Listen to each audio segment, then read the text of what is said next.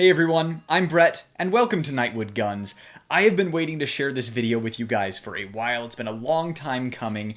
I have in front of me an HK USP with all of the modern bells and whistles that we see on defensive pistols of today. The HK USP is one of my favorite guns of all time, but if you watched my review on the HK USP, I'll link it up there. It's one of my favorite reviews. You will know that one of my critiques is that it just never got updated. You could argue that the P2000, the P30 are all updates of the USP, but nothing has the track record of durability, reliability, accuracy, and impeccable aggressive aesthetics that the USP has. Now, I want to make some waves with this video and let HK know that I'm speaking for a lot of people when I say I would love to have a modernized USP offering. So hit that like thumbs up button, make sure you're subscribed to the channel, and leave a comment down below, even if you just drop an emoji, to help this video gain some traction. And letting this video play all the way through to the end is the single biggest thing you can do to give it a boost. So in today's video, I'm going to showcase all of the modernized features on the USP, tell you what I did to it, and for my manual reviewer,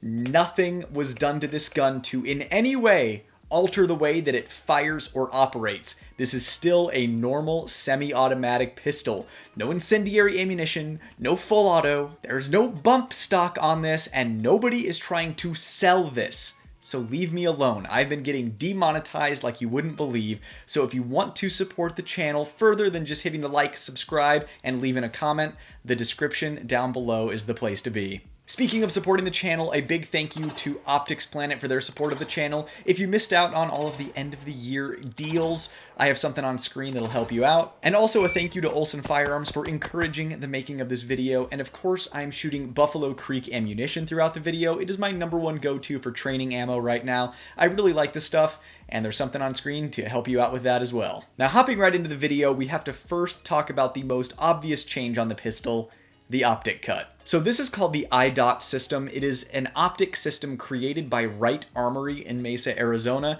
that allows you a plate system, so your gun is future-proofed. If any new cool optics come out, they can make you a new plate, and you can slap the new fancy optic on there. And it also gets you a lower 1/3 co-witness. Cutting HKs for optics is kind of tricky and involves some engineering, but I really like the system that they came up with. Langdon Tactical also does an optic cut for the HK, as I'm sure most of you know.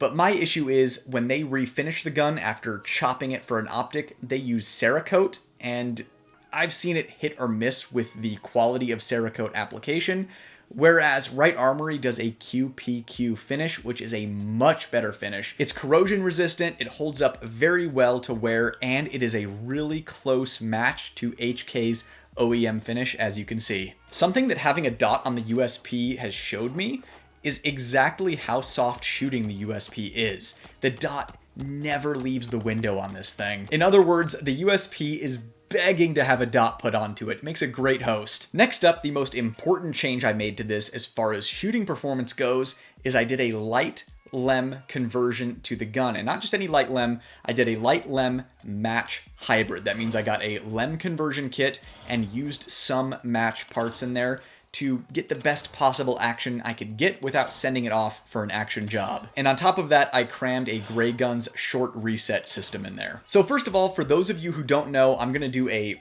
quick Cliff Notes version of what LEM is. So a LEM or LEM conversion basically makes your gun function similarly to a striker-fired gun, except safer. So as you can see, the conversion kit actually deletes the spurred hammer. There's no reason to have it because you can't actually cock the thing. So the gun is always hammer down and in double action mode, but instead of a double action trigger pull on your first shot, it's the same every time. There is no weight to the double action. It is light to a defined single action wall. Then from that single action wall, you press through it like a single action trigger press. And then the beauty of it is you reset to that single action stage and press again. And then when you're done shooting, you let go, the hammer goes back down, trigger goes forward, and you have this large buffer pre-travel zone for safety. But when you're actually running it, it operates like a single action. This is the best of all worlds, and it boggles my mind that a system like this has not been more widespread. Now, the only downside I have found in my setup with the light lem match hybrid with the Gray Guns short reset in there is the reset itself is a little anemic. It's a little flaccid. It doesn't have a lot of authority resetting. You almost feel like you have to tug it forward to reset it. So I have a Gray Guns flat trigger on the way. I'm hoping that the profile of that trigger shoe will help kind of make a more positive and clicky reset happen. So that's one thing I would have changed right off the bat. I would have just thrown the Gray Guns flat trigger in there from the start. Next up, how did I go about mounting a light on here? While it's not the best adapter in the world, the GG&G Picatinny rail adapter for the USP is kind of the only game in town currently in production. But it does the job well enough, but I think we'd all like to see a factory option where this thing comes with a Picatinny rail. And as you can see, I mounted a TLR7 HLX on here. I like this because I think it matches the aesthetics of the gun pretty well, more so than the really long X300. It still has a comparable output to the X300, and it still sticks out just a little bit to act as a standoff device, so if you press the gun into something, it will still cycle. Now, the issue you can run into here is the USP was designed to have an oversized trigger guard, and that's an understatement. It is a gargantuan trigger guard, and they did that so that you can run this with winter gloves. The problem is it sets the weapon light so far forward that with conventional switches, it can be hard to reach. So on this Streamlight, I have an Emissary Development extended tail switch on there, so I can reach it despite the enormous trigger guard. Next up, is it even a cool looking handgun if it doesn't have a magwell? Well, not only is this a magwell, it's called the Jet Funnel, and it's made by HK, so cool look, cool name. It matches, if not enhances, the retro drip and aggressive aesthetics of the USP, and it's incredibly functional. I love this thing. One, it speeds up reloads because obviously it is a funnel, and number two, it gives you a point of leverage with your support hand with a two-handed grip. If that wasn't enough, it also increases the capacity of the pistol, going from 15 rounds to 18 rounds. The only downside is that you can't use your 15-round magazines in this. And I have to say, for tactical use, I have yet to run across a better magwell. It is fairly low profile, so it's not like a giant competition magwell, but it certainly behaves like one when you're shoving a fresh mag in. It just increases the length of the grip of the gun, so if you're planning on concealing this, that might be something worth considering. Next up, I just wrapped the grip in hockey tape to get some more traction on there.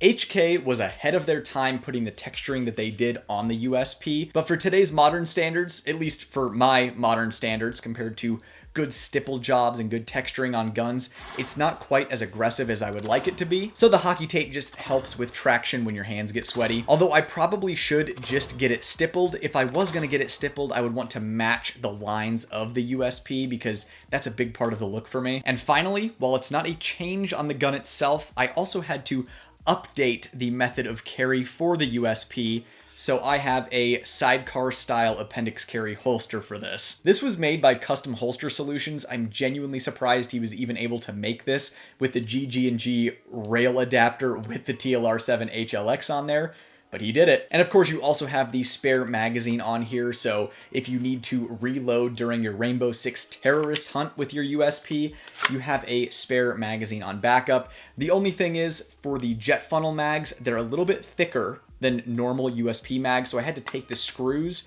out of the mag carrier on this to have an appropriate retention. I don't like it as much as a Tier 1 Concealed Access Elite or a T-Rex Arms, but I'm just grateful to have anything for this. There is only one downside to doing this setup on your USP, and that is it is obscenely expensive. But in my opinion, the HK USP is the softest shooting, most durable, most reliable, coolest looking service pistol ever made. So it was worth it to me to update it and bring it into the modern standards for a defensive pistol. The USP holds a very special place in my heart, and it's really exciting to have one in a badass configuration like this. If you enjoy the USP as much as I do and you have the extra scratch, I highly recommend upgrading your USP just like this. Other than that, don't forget to like this video, leave a comment down below even if you drop an emoji, it helps more than you know. And of course, make sure you're subscribed to the channel. Also in exciting news, I got nominated for a Gundy for Influencer of the Year, so